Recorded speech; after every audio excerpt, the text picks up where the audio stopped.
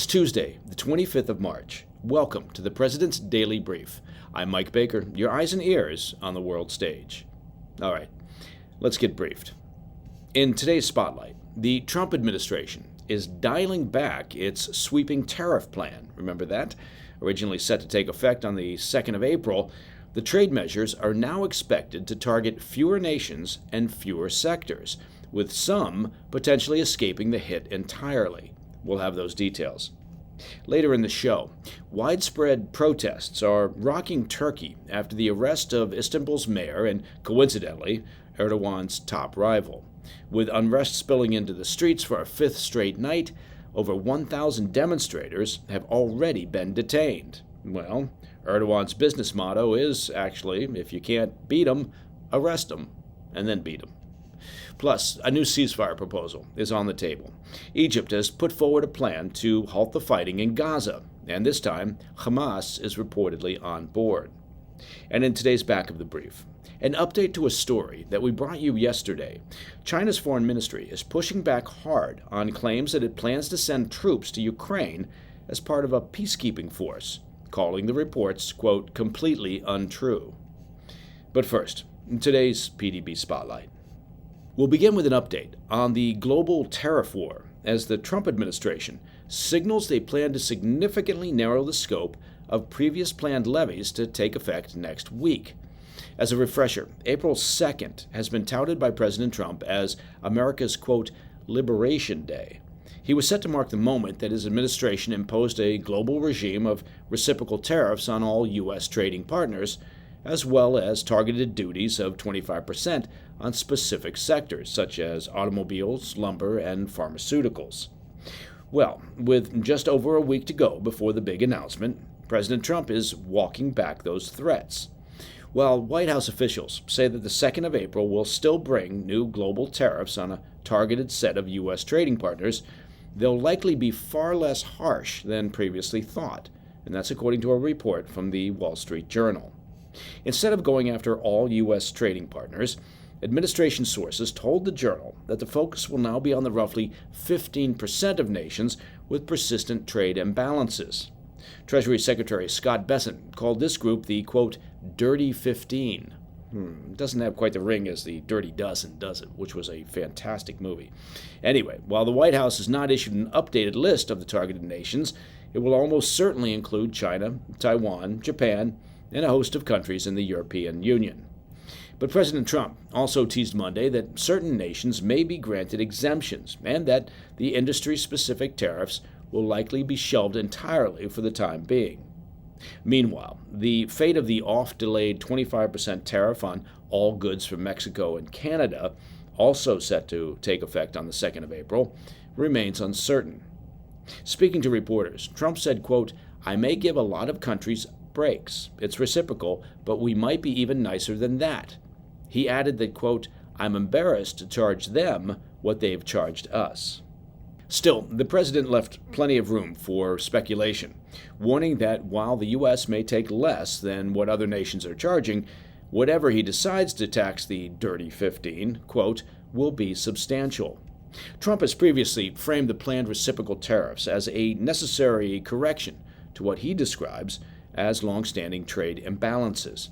The principle is, well, straightforward. If another country holds high taxes on American imports, the U.S. will respond in kind, imposing import taxes on foreign governments at the same rate. The goal, Trump argues, is to level the playing field and incentivize companies to manufacture in the U.S.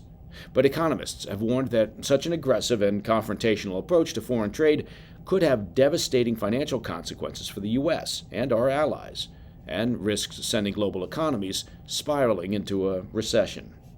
Ever since Trump began his tariff campaign by hitting Canada and Mexico and China with limited trade taxes earlier this year, markets have been jittery, to say the least. They were further rattled when Trump imposed a 25% tariff on steel and aluminum from all U.S. trading partners back on the 12th of March. A stock sell-off since the beginning of March has wiped out nearly all the gains made in the aftermath of Trump's victory in the November presidential election. And J.P. Morgan's chief economist recently revised their economic forecast, warning there's now a 40% chance of a U.S. recession occurring sometime this year. But so far, Trump has largely shrugged off those concerns in public remarks, arguing that in the long term, tariffs will boost the government's coffers and help revitalize manufacturing in America. Still, his softer tone on Monday suggests the potential economic fallout of the policies is being taken more seriously behind closed doors. But he's not backing down entirely.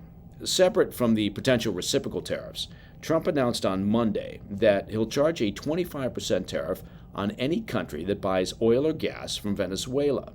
Unlike his broader tariff agenda, this economic penalty appears designed to increase pressure on Venezuelan dictator Nicolas Maduro, as well as China, which is the country's largest buyer of crude oil exports.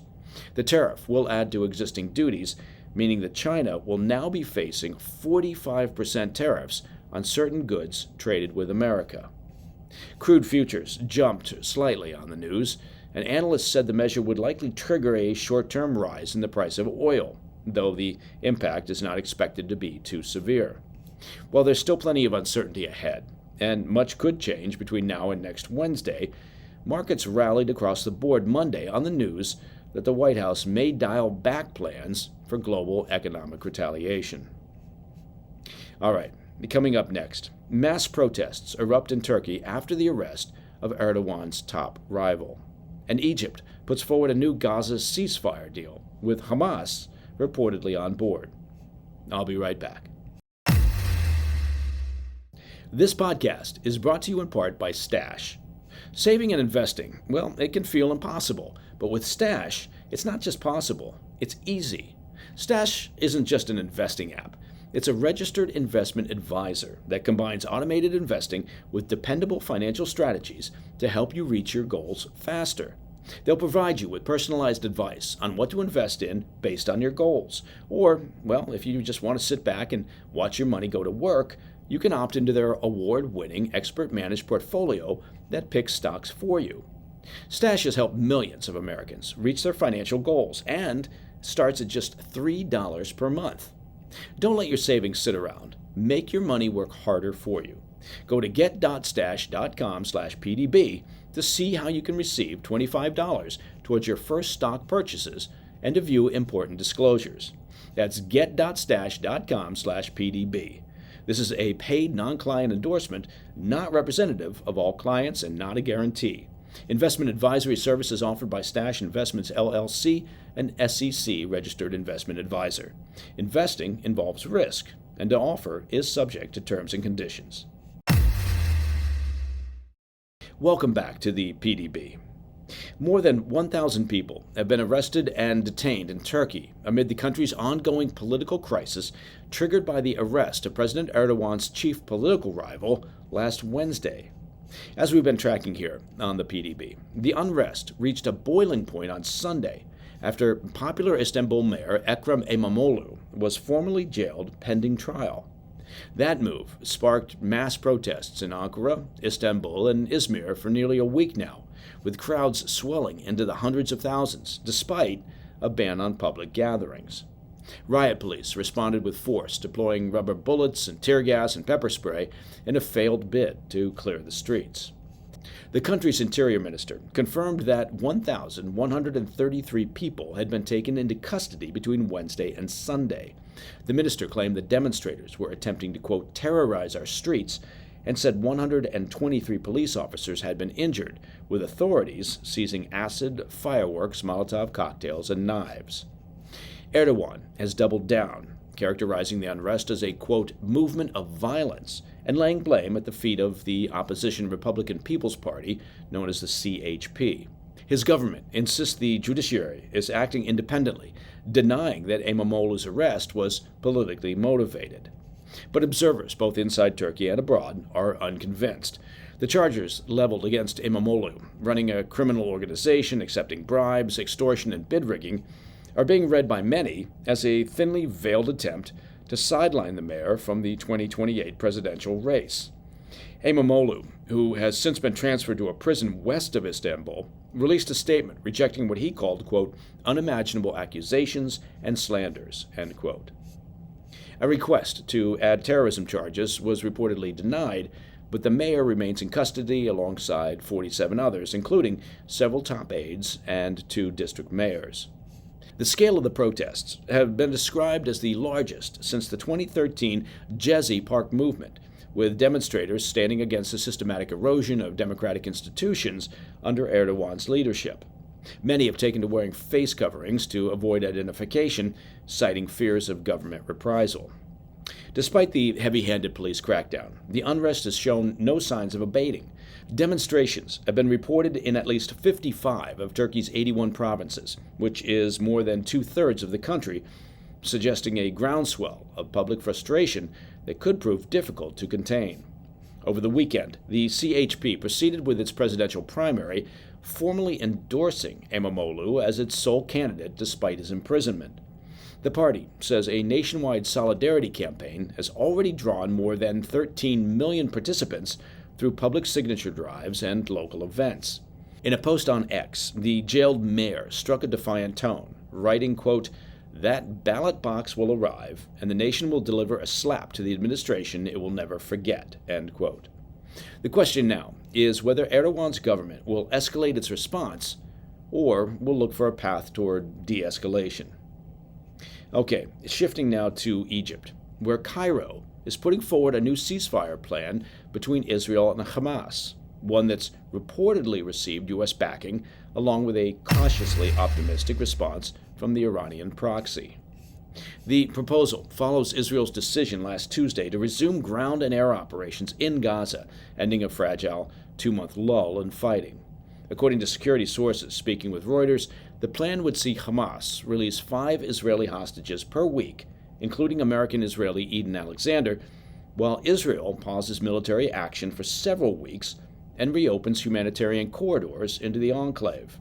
From there, the proposal transitions into Phase 2 of the original ceasefire framework that was brokered in mid-January. That next phase includes a permanent ceasefire, a sweeping release of all remaining living male hostages, civilians and soldiers alike, and a reciprocal release of hundreds of Palestinian prisoners by Israel. Crucially, Cairo's plan includes a timeline for full Israeli withdrawal from Gaza, with U.S. guarantees to see it through. Now, the security sources say Washington has greenlit the plan, and Hamas has, quote, responded positively. But the picture from Jerusalem is murkier. An Israeli official told the Times of Israel the government had not been briefed on any new Egyptian proposal.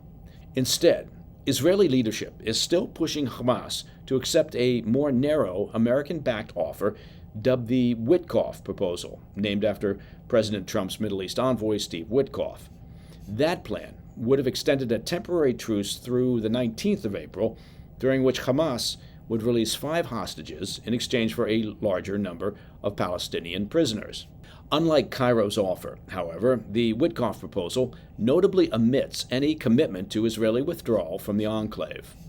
Israel had agreed in principle to the Witkoff framework, but countered with a demand for 11 hostages rather than 5, a condition the Tehran-backed terror group rejected.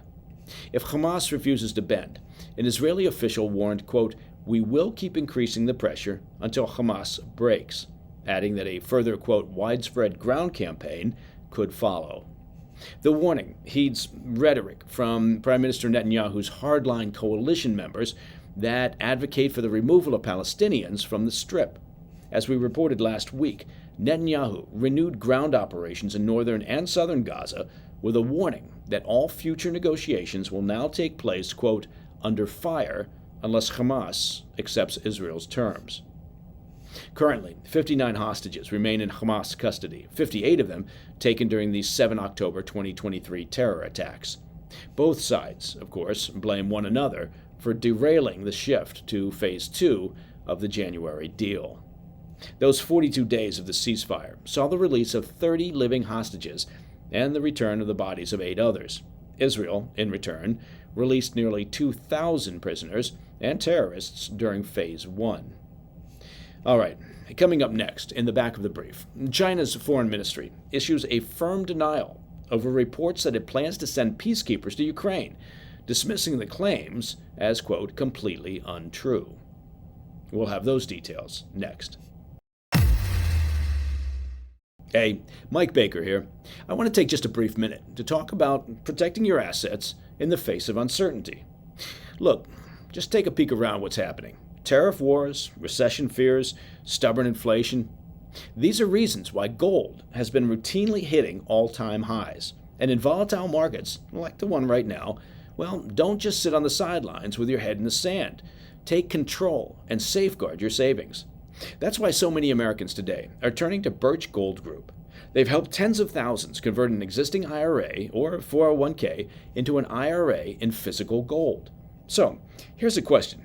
Is it time for you to hedge against inflation and economic instability with gold? To learn how to own physical gold in a tax-sheltered account, text PDB to 989898. Birch Gold will send you a free, no-obligation information kit. Again, text PDB to the number 989898. With an A-plus rating with the Better Business Bureau and countless 5-star reviews, I trust Birch Gold to help me protect my savings with gold. And you can too. Just text PDB to 989898 today.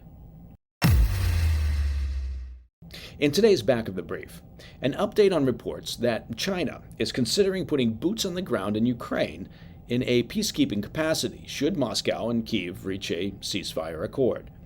As we discussed on Monday morning's PDB, the German newspaper Die Welt claimed that China was mulling plans to join British Prime Minister Keir Starmer's proposed coalition of the willing in order to enforce the terms of any potential truce.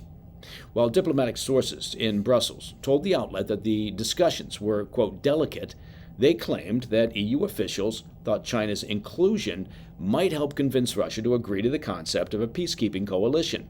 That's a proposal that Moscow has thus far rejected. But later on Monday, Chinese officials issued a strong denial of the report, claiming that the report had no basis in reality. That's according to Politico. Speaking to reporters, a spokesman for the Chinese Foreign Ministry said, quote, I would like to emphasize that the reports in question are completely untrue, and China's position on the Ukraine crisis is consistent and clear, end quote. Well, that begs the question, what is their position? China, has long tried to position itself as a neutral mediator between Ukraine and Russia, sending envoys to both countries throughout the course of the war. But, they've never condemned the invasion by Putin, or even formally called the conflict a war. And last year, they even pushed a peace proposal for Ukraine that was universally rejected by the West for granting Russia major portions of Ukrainian territory, while asking for little in the way of concessions from the Kremlin. And, despite their efforts to paint themselves as a moderating influence on Putin, their unwavering economic support of Moscow does seem to betray their claims of neutrality. The Chinese Communist Party, the CCP, has been instrumental in propping up Putin's economy in the face of international sanctions. It's also worth noting that over the course of the war, the CCP has done everything short of directly supplying weapons systems to Russia. Instead, they have provided computer chips, advanced software, and dual-use technological components that have allowed Putin to patch holes in his military and keep his war machine chugging along. And that, my friends, is the President's Daily Brief for Tuesday, the 25th of March. If you have any questions or comments, please reach out to me at pdb@thefirsttv.com. And of course, to listen to the show ad-free, it's very, very easy. Just become a premium member of the President's Daily Brief by visiting pdbpremium.com. I'm Mike Baker, and I'll be back later today with the PDB Afternoon Bulletin. Until then, stay informed, stay safe, stay cool. Hey, thanks for tuning in. If you enjoyed this video, don't forget to hit that like button and leave a comment, a really positive, nice, and kind comment. That would be appreciated. And if you're not already subscribed to our channel, make sure to subscribe and turn on notifications so you don't miss any of our daily updates.